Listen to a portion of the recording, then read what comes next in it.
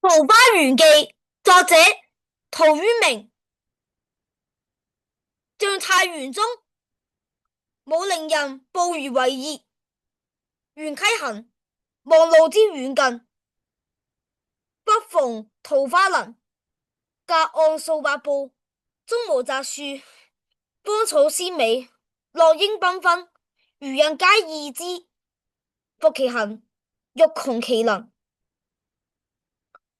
能盡水源，便得一山，山有水小口，仿佛有光。便捨船從口入，初極窄，才通人。復行數十步，豁然開朗，土地平看，屋舍儼然，有良田，美池桑竹之屬，阡無交通，雞犬相聞，其中往來種作，男女衣着，悉如外人。黃髮垂髫，並怡然自樂。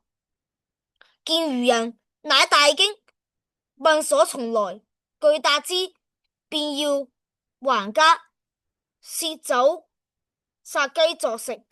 村中聞有此人，閒來問訊，自云先世避秦時亂，率妻子憶人來此絕境，不復蓄焉。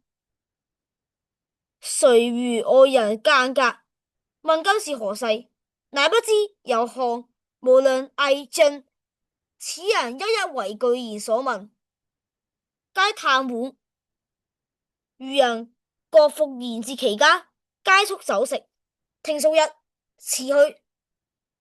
此中人云語云：不足為外人道也。